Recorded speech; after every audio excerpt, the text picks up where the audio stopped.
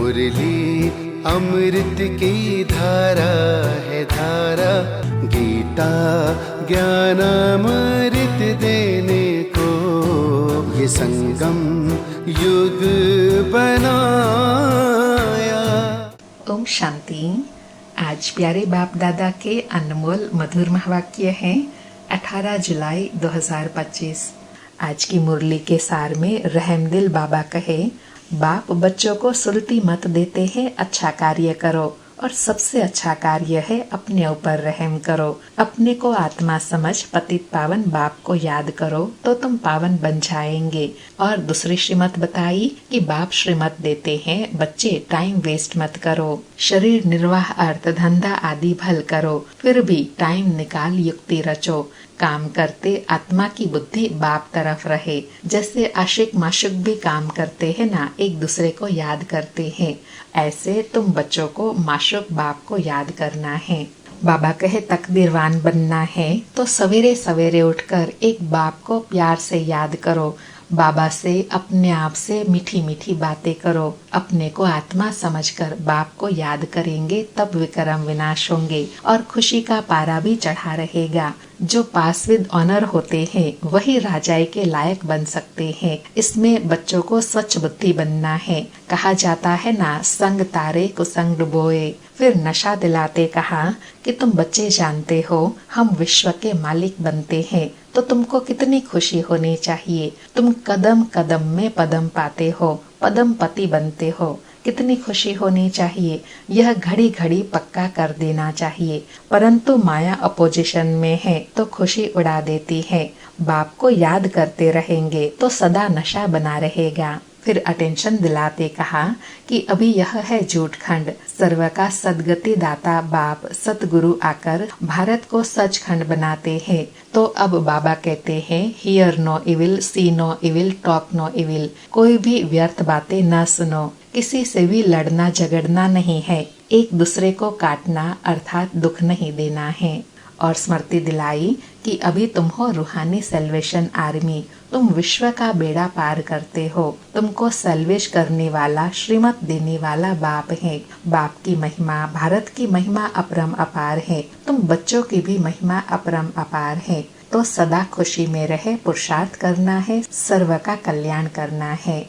सुनते हैं प्यारे बाप दादा के अनमोल मधुर महावाक्य। आज बाबा कहे, मीठे बच्चे अपने ऊपर आपे ही रहम करो। बाप जो श्रीमत देते हैं उस पर चलते रहो। बाप की श्रीमत है, बच्चे टाइम वेस्ट ना करो, सुलटा कार्य करो। मीठे बच्चे अपने ऊपर आपे ही रहम करो। बाप जो श्रीमत देते हैं उस पर चलते रहो। बाप की श्रीमत है, बच्चे टाइम वेस्ट न करो, सुलटा कार्य करो।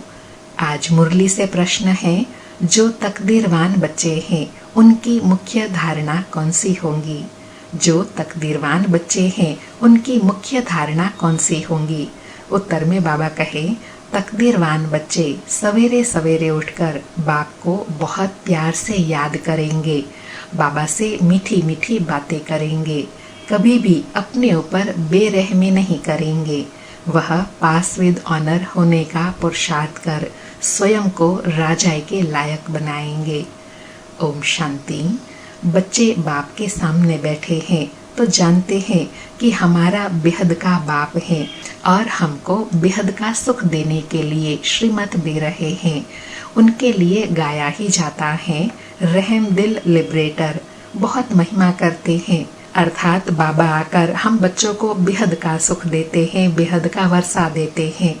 इसलिए उनके लिए गाया जाता है, वह लिबरेटर है, गाइड है, रहम दिल है। बहुत महिमा करते हैं।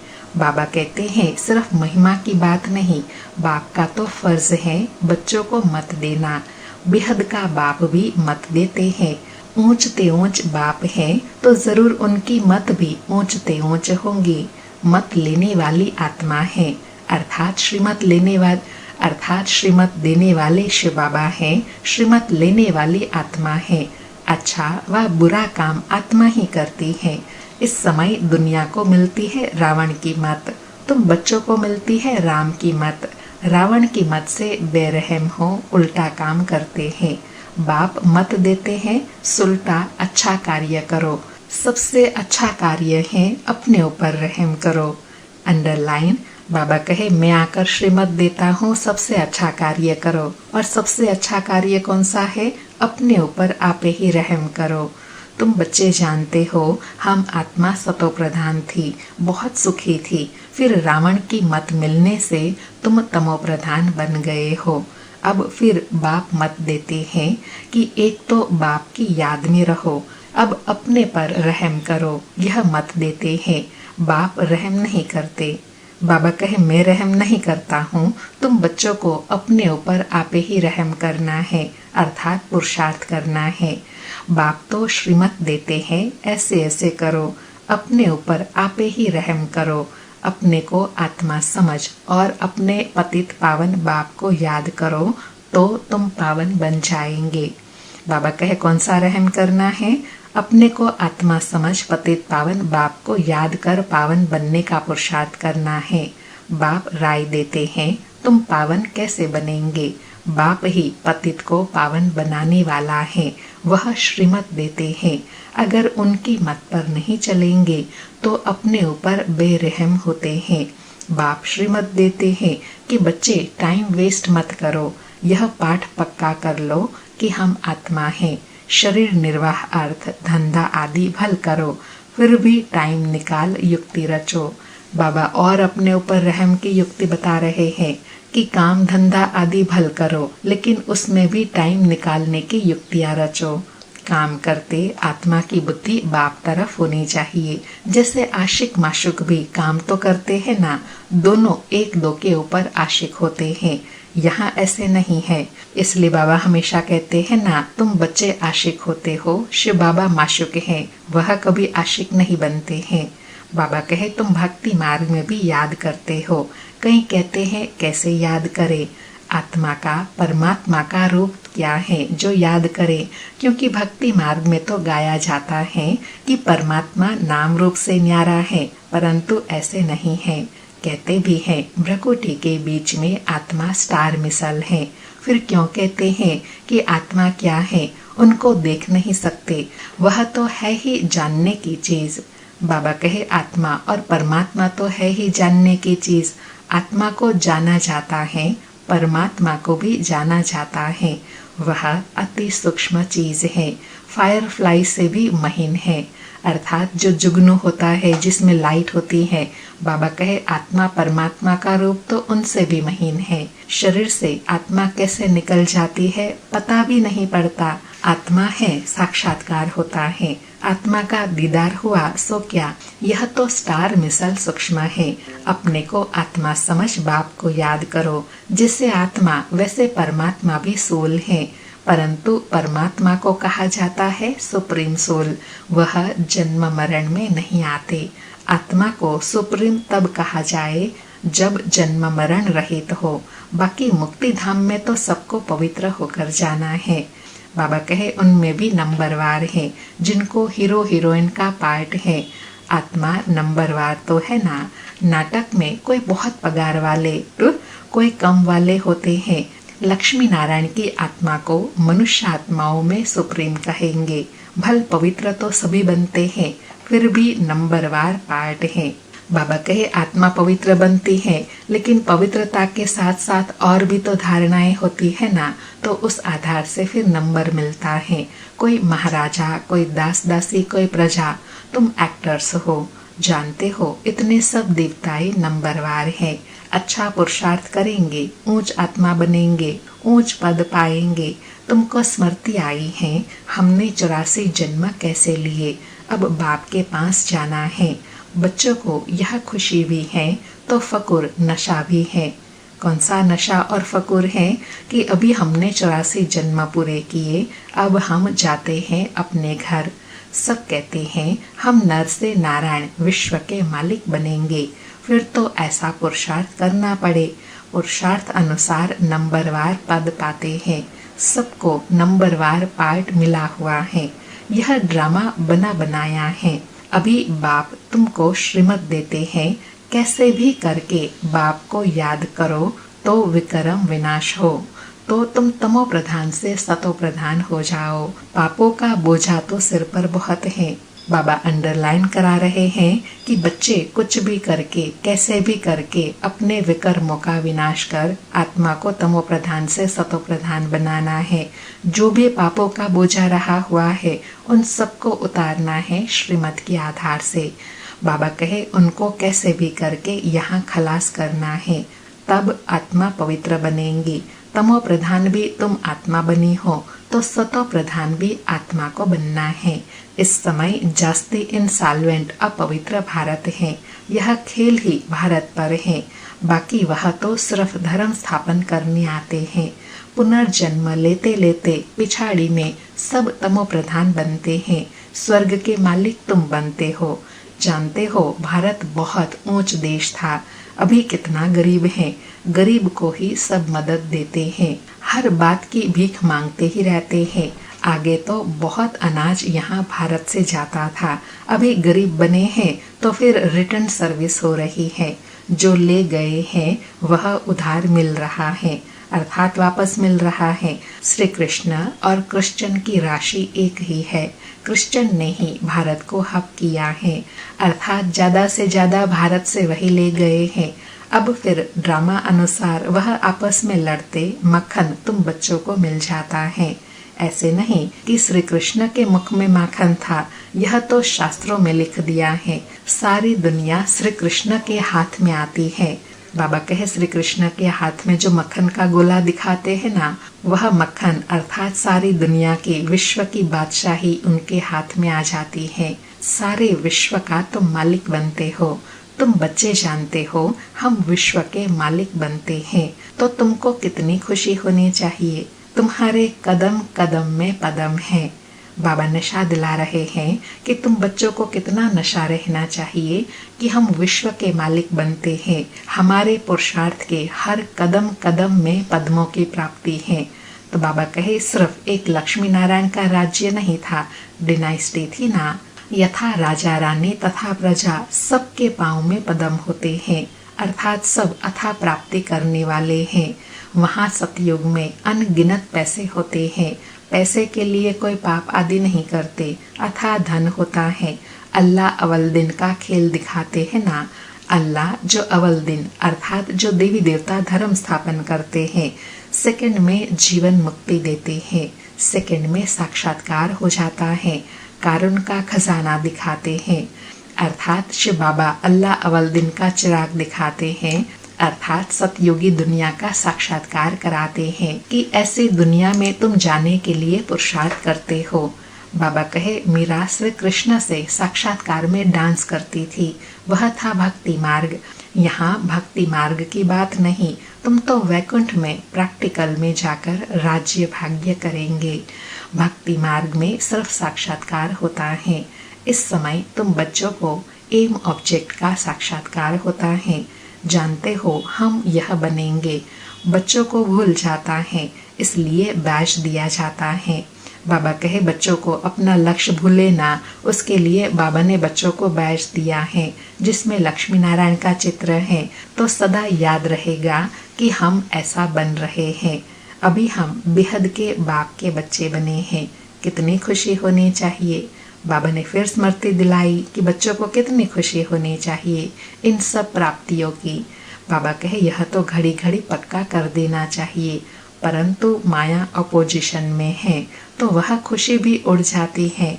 बाप को याद करते रहेंगे तो नशा रहेगा। बाबा हमको विश्व का मालिक बनाते हैं, फिर माया भुला देती है तो फिर कुछ न कुछ विकर्म हो जाता है। तुम बच्चों को स्मृति आई है, हमने 84 जन्म लिए हैं और कोई 84 जन्म नहीं लेते हैं। यह भी समझना है जितना हम याद करेंगे उतना ऊंच पद पाएंगे। और फिर आप समान भी बनाना है, प्रजा बनानी है। Charity begins at home. बाबा कहे याद भी करना है, ऊंच पद भी पाना है, और साथ साथ क्या करना है, दूसरों को आप समान भी बनाना है। और ये शुरुआत कहाँ से करनी है? अपने घर से। बाबा कहे तीर्थों पर भी पहले खुद जाते हैं, फिर मित्र संबंधियों आदि को भी इकट्ठे ले जाते हैं। तो तुम भी प्यार से सबको समझाओ, सब नहीं समझेंगे। एक ही घर में बाप समझेगा तो बच्चा नहीं समझेगा। माँ बाप कितना भी बच्चों को कहेंगे पुरानी दुनिया से दिल नहीं लगाओ, फिर भी मानेंगे नहीं, तंग कर देते हैं। जो यहाँ का सैपलिंग होगा अर्थात ब्राह्मण कुल की आत्मा होंगी, वही फिर आकर समझेंगे। इस धर्म की स्थापना देखो कैसे होती है। बाबा कहे यह देखो ब्राह्मण सो देवता धर्म की स्थापना कैसे होती है, और धर्म वालों की सैपलिंग नहीं लगती, वह तो ऊपर से आते हैं, उनके फॉलोअर्स भी आते रहते हैं। यह तो स्थापना करते हैं और फिर सबको पावन बनाकर ले जाते हैं, इसलिए उनको सतगुरु लिबरेटर कहा जाता है। सच्चा गुरु एक ही है। मनुष्य कभी किसी की सदगति नहीं करते, सदगति दाता है ही एक, उनको ही सतगुरु कहा जाता है। भारत को सचखंड भी वह बनाते हैं, रावण झूठ खंड बना देते हैं। बाप के लिए भी झूठ, देवताओं के लिए भी झूठ कह देते हैं। तब बाप कहते हैं hear no evil, see no evil, talk no evil. इनको कहा जाता है वैशालय। अर्थात बाबा कहे अति तमो प्रधान पुरानी दुनिया है ना, तो इसमें जो भी बात देखेंगे सुनेंगे वह भी कौन सी होंगी, तमो प्रधान ही होंगी। वह स्थिति को भी और तमो प्रधानता की ओर ले जाएंगी। इसलिए बाबा कहे इसको देखते हुए भी न देखना है, न सुनना है, न बोलना है। बाबा कहे सतयुग है शिवालय। मनुष्य समझते थोड़े ही है, वह तो अपनी मत पर ही चलते हैं। कितना लड़ना झगड़ना चलता रहता है। बच्चे माँ को, पति स्त्री को मारने में देरी नहीं करते, एक दो को काटते रहते हैं, अर्थात दुख देते रहते हैं। बच्चा देखता है बाप के पास बहुत धन है, देता नहीं है तो मारने में देरी नहीं करते हैं। कैसे गंदी दुनिया है। अभी तुम क्या बन रहे हो, यह तुम्हारी एम ऑब्जेक्ट खड़ी है। तुम तो सिर्फ कहते थे हे पतित पावन आकर हमको पावन बनाओ, ऐसे थोड़े ही कहते थे कि विश्व का मालिक बनाओ। बाबा कहते हैं ऐसे तो कभी तुमने मुझे याद नहीं किया, भगवान आओ हमको सुख दो, ऐसा जरूर कहते हैं, लेकिन विश्व का मालिक बनाओ ऐसा तो कभी नहीं कहते हैं। गॉड फादर तो हेवन स्थापन करते हैं, तो हम हेवन में क्यों नहीं हैं। फिर रावण तुमको नरकवासी बनाते हैं, कल्प की आयु लाखों वर्ष कह देने से भूल गए हैं। बाप कहते हैं तुम हेवन के मालिक थे, अब फिर चक्र लगाई हेल के मालिक बने हो। अब फिर बाप तुमको हेवन का मालिक बनाते हैं। कहते हैं मीठी आत्माएं बच्चों बाप को याद करो तो तुम तमो प्रधान से सतो प्रधान बन जाएंगे। बाबा कितना प्यार से समझा रहे हैं कि हे मीठी आत्माएं बच्चों, तुम तमो प्रधान से सतो प्रधान बनने का पुरुषार्थ करो। तमो प्रधान बनने में आधा कल्प लगा है, बल्कि सारा ही कल्प कहे, क्योंकि कला तो कम होती ही जाती है।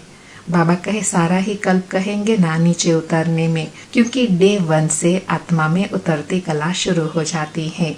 इस समय कोई कला नहीं। कहते हैं मैं निर्गुण हारे में कोई गुण नहीं। इनका अर्थ कितना क्लियर है। यहाँ फिर निर्गुण बालक की संस्था भी है। बालकों में कोई गुण नहीं है, नहीं तो बालकों को महात्मा से भी ऊंचा कहा जाता है।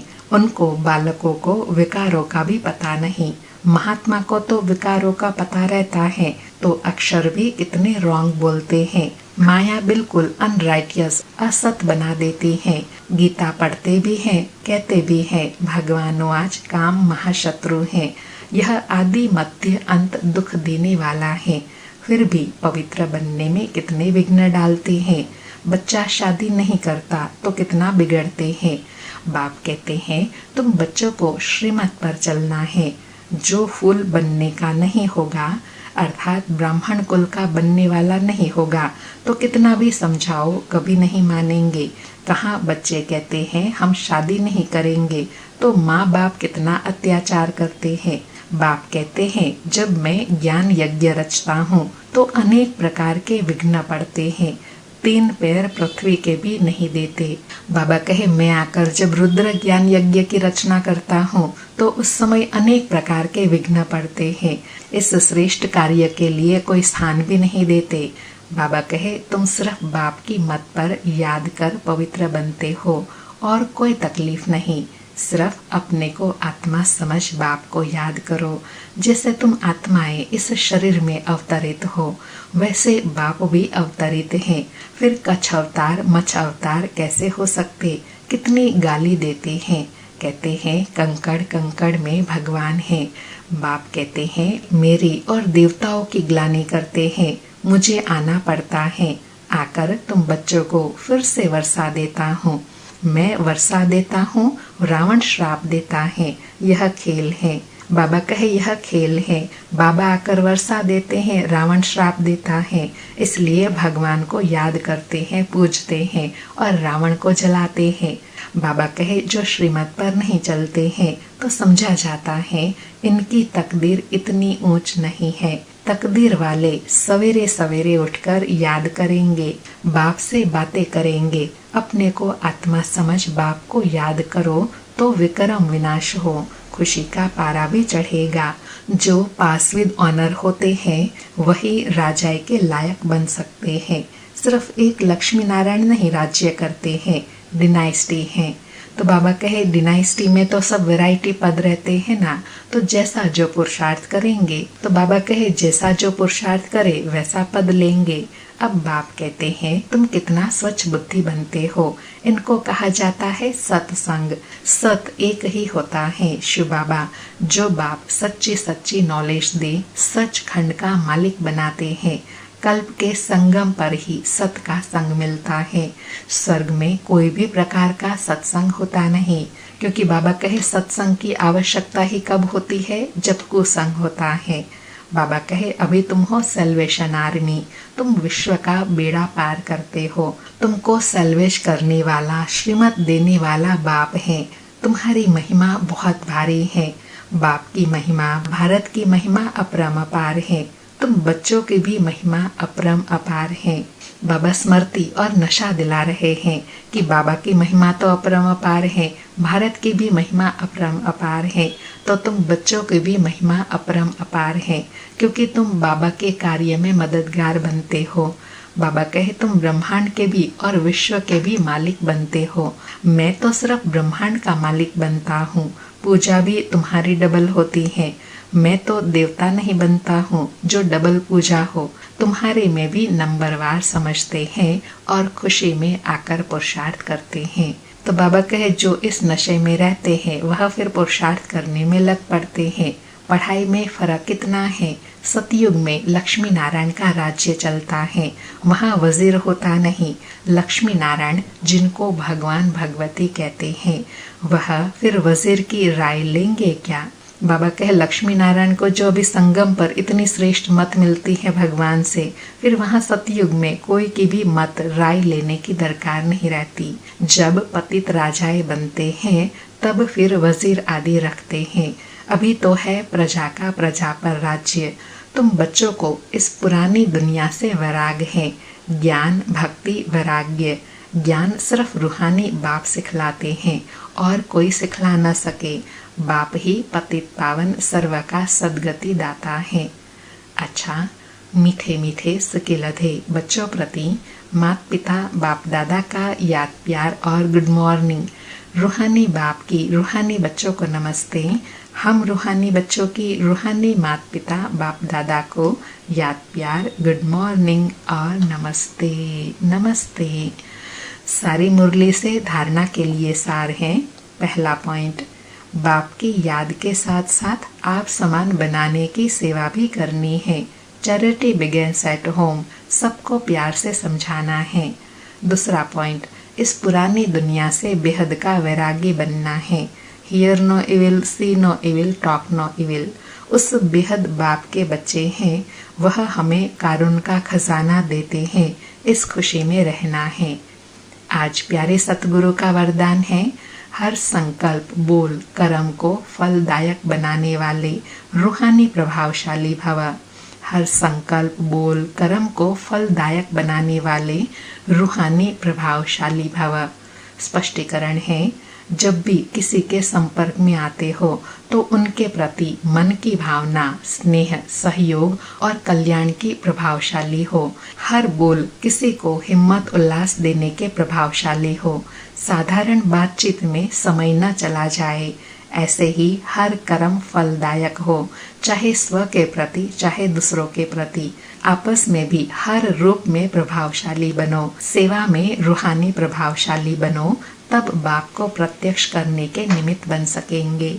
बाबा कहे प्रभावशाली आत्मा व बाप को प्रत्यक्ष कब कर सकेंगे? जब हर प्रकार से प्रभावशाली सेवा करेंगे, चाहे बोल द्वारा किसी को उमंग उत्साह दिलाने के निमित्त बने। आज का स्लोगन है, ऐसे शुभ चिंतक मणि बनो जो आपकी किरणें विश्व को रोशन करती रहे।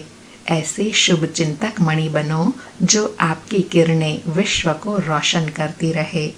आज के अव्यक्त इशारे हैं, संकल्पों की शक्ति जमा कर श्रेष्ठ सेवा के निमित्त बनो।